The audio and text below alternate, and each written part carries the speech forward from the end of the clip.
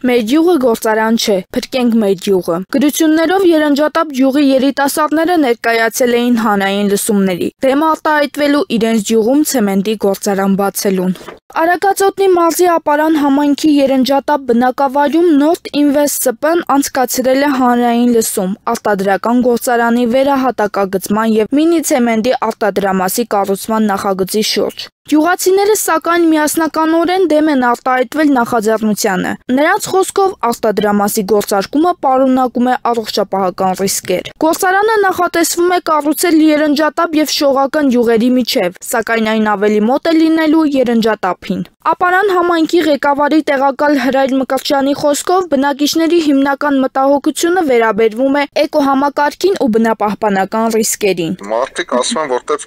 այդ փոշին, կեղտը ու ասենք մտահոգությունները նորմալ է, բայց ներդրողը ինքը բացատրում ասում է, որ մեր տեխնոլոգիան ու իրանք վիդեո առած բերել են հենց հիմա Հայաստանում աշխատող նմանատիպ գործարար, որ ինքը բացարձակ այդ փոշին բան չի, արտանետումներ չունի։ Կարախապ են ասում են ֆինի, բայց դրա համար ես էլ ասեցի այնտեղ իմ խոսքի մեջ տեղ կա էլի, որ ցանկացած վարկյանի համայնքը թույլ չի տա, եթե վնասա, ինքը կարգելի իրավասություն ունի այդ բանի շահագործմանը, էլի, եթե ինքը վնասակար ազդեցություն ունենա։ Նրա խոսքով այս փուլում դեռ պետք է սպասել մասնագիտական փորձաքննությանը, սակայն բնակիչների դիրքորոշումն արդեն հստակ է։ Նրանք չեն ուզում իրենց յուղում ցեմենտի գործարան։ Եթե այստեղ գործարան լինի, զբոսաշրջիկները կլսեն ու չեն գա։ Նրա խոսքով այսպես են արտահայտվում բնակիչները, ավելացնելով, որ համայնքապետարանը առաջնորդվում է բնակիչների կարծիքը հաշվի առնելով։ Բնապահպան Սիլվա Ադամյանի խոսքով ցեմենտի գործարանները Հայաստանում մինչև այժմ չեն կարողացել ապահովել այնպիսի տեխնոլոգիական պայմաններ, որ փոշին և վնասակար արտանետումները չհասնեն շրջակա միջավայրին։ Թղթի վրա հաճախ նշվում է, թե նորագույն սարքավորումներ են կիրառվելու, սակայն գործնականում դրանք չեն աշխատում այնպես, ինչպես ներկայացվում է։ Այսօրվա դրությամբ այն գործարանները, որ մեզ մոտ Հայաստանում աշխատում են, եւ գաջի, եւ ցեմենտի, իրենք բոլորը եւ ավազի հանքերը չունեն որևէ տեխնիկական հնարավորություն մեղմացնելու ուրեմն փոշու արտանետումը դեպի ուրեմն օդային ավազան շրջակա միջավայր։ Եվ ես կարծում եմ, որ այո, նույն կերպ փորձում է հենց այդ կազմակերպությունը աշխատել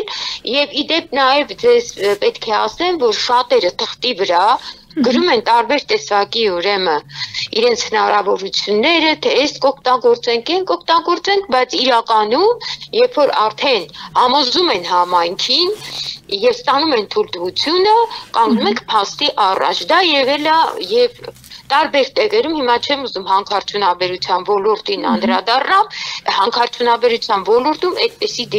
դեպքեր անթիվ անհարմար։ North Invest ՍՊ-ի տնօրեն Արտուր Հարությունյանը հանրային լսումների ժամանակ ներկայացրել է արտադրամասի կառուցման տեխնիկական մանրամասները, վստահեցնելով, որ բոլոր սարքավորումները համապատասխանում են եվրոպական ստանդարտներին։ Նրա խոսքով արտադրությունը չի ունենալու էական ազդեցություն շրջակա միջավայրի վրա։ Սա մշակում չէ, արտադրական պրոցեսը լինելու է միայն հումքի, աղում և խառնում։ Քիմիական կամ ֆիզիկական որևէ գործընթաց չի իրականացվելու, թափոնների արտանետումներ չեն լինելու։ Ներկայումս մշակվում է շրջակա միջավայրի վրա ազդեցության հաշվետվությունը, որը հավանության արժանանալու դեպքում կուղարկվի կառավարություն, համապատասխան ռիսկերը գնահատելու համար, նշել է նա։ Չնայած հավաստիացումներին բնակիչների մեծամասնությունը թերահավատորեն է ընդունում ծրագիրը։ Նրանք նշում են, որ նման արտադրամասի գործունեությունը ոչ միայն վնաս կհասցնի շրջակա միջավայրին, այլ նաև կխոչընդոտի զբոսաշրջային ծրագրերին։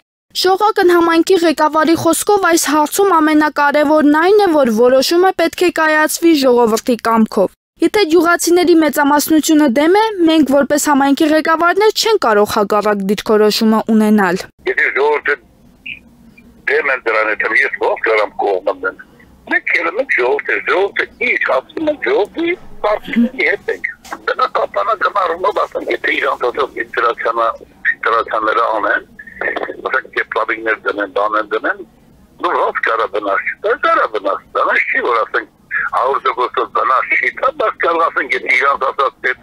տեխնոլոգիաները ունի, նրա կարող վնաս չտա, նրա վնաս կտա։ Բնակիչներից մեկը ընդգծեց, որ տարածքը նպատակ ունեն տուրիստական գոտի հայտարարել, ինչպես կարող է համատեղվել տուրիզմն ու ցեմենտի գործարանը։ Շվեյցարացի կամ եվրոպացի զբոսաշրջիկը, որ իր առողջության մասին է մտածում, այստեղ կգա, եթե իմանա, որ յուղի մոտ ցեմենտի գործարան կա։ Նրանց խոսքով առաջարկել են նախագիծը փոխել, կարելի է այլ բան կառուցել, որը չի վնասի այս ալպիական բնությանը։